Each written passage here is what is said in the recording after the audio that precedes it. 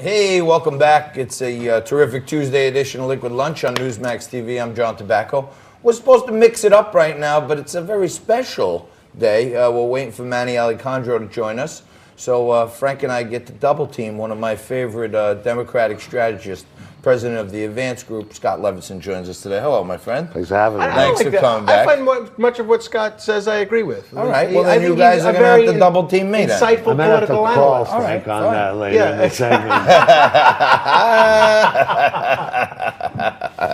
So, I guess, I don't know who you're supporting. We'll get into that in a minute, but Mike Bloomberg jumped into the race. It doesn't matter who I'm supporting. We've been saved. The great philosopher king has entered the race. He's in. Take a look at what he had to say yesterday, and then we'll talk. President, a commander-in-chief who has no respect for the rule of law and no concern whatsoever for ethics or honor, or for the values that truly make America great.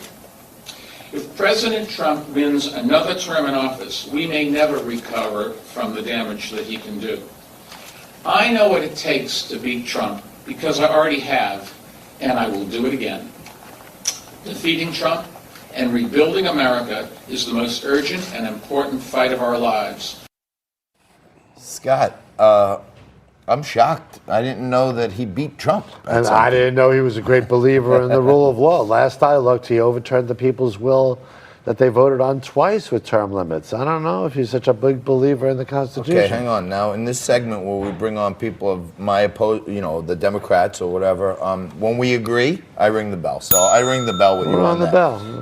For those of you at home, you're considering Mayor Bloomberg, after having 2 terms in office, he went out and used his vast wealth to basically pay off the favorite charities of city council members and other ways to get himself a 3rd term, right? That people of New York like voted. He thinks he could use his vast wealth to buy a presidency. It's pretty crazy that the guy just thinks he can dive in right now. Well, so putting on your handicapper's cap, how do you think he's going to do? Spending $35 million on TV First is of all, no you got to joke. believe if he really cared about beating Donald Trump, he would have entered the Republican primary. He's been a Republican mayor. He was never a Democratic mayor. He ran on the Republican ticket year after year after year. Let him challenge Donald Trump, bleed him out on the Republican side. But the truth is, he's probably more afraid of Bernie and Elizabeth Warren than he is of Donald Trump. That's the truth. Nothing this guy loves more. He cares about gun control. He cares about global warming. Nothing he cares about more than his money. Mike Bloomberg went from $3 billion when he became mayor to $60 billion. That's he not? Big. Do you think he profited from being mayor? No, I don't know. You know what? I'd take $1 a year at those numbers any day of the week. Yeah, it's easy to take $1 a year. It's easy to give up your salary. I'm going to run for president, and I'm not going to take any salary. So you know what the real question is? Who owns the air rights to the White House? Because I'm thinking if we give that to Mike Bloomberg to sell, he could probably get something off the deficit. Well, but so you might put Bloomberg LP on you know political strategy as well as anybody. So what does spending $35 million on TV, a national buy which is greater than all the other candidates combined, what does that do to his prospects for actually winning the Democratic nomination? I mean, it does nothing to his prospects because he's not where the Democratic Party is. He should be a Republican. He should be running as a Republican because given where the electorate is, it's just what makes sense if your goal is to win. If your goal is to drive up Donald Trump's negatives, there's no doubt that that money or his voter registration money will have positive effect. But why not start his a PAC? Candidacy? Why not start a PAC? Because he's a narcissistic savior complex who thinks he's the only one in the Western world who can possibly take on Donald Trump.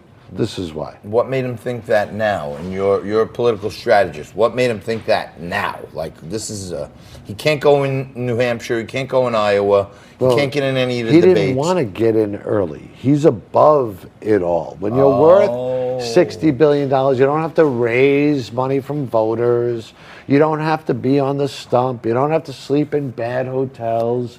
You just parachute in. Well, he needs the stump just to get at eye level with people. That's going to be a challenge but that's also. Not his thing. He can ruin people's lives to 600,000 stops a year and apologize the day before he announces and say, clean slate. It's mea culpa.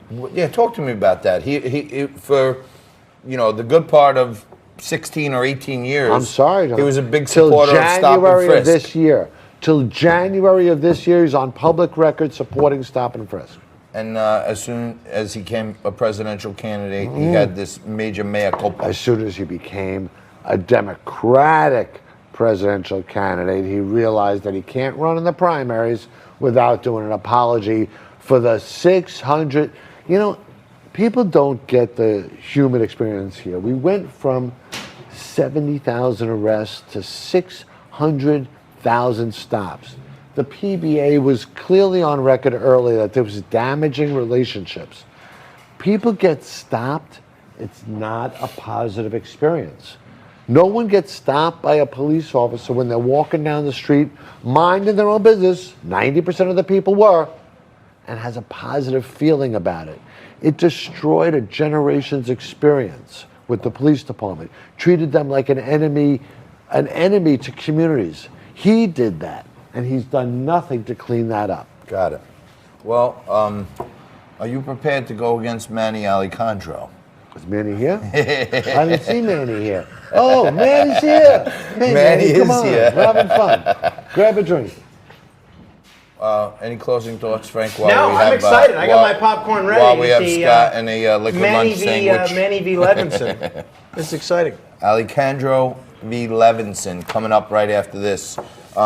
These are two true New Yorkers. I talk about it all the time that this is my favorite segment because we're the only show on television that brings on a Democrat and a Republican, talk about the topics of the day, duke it out, have a thoughtful conversation. At the end, we shake hands, we have a drink, we part friends. That doesn't happen anywhere and less around the country, but we're going to do it for you right after this. We take a quick break, more Liquid Lunch after this.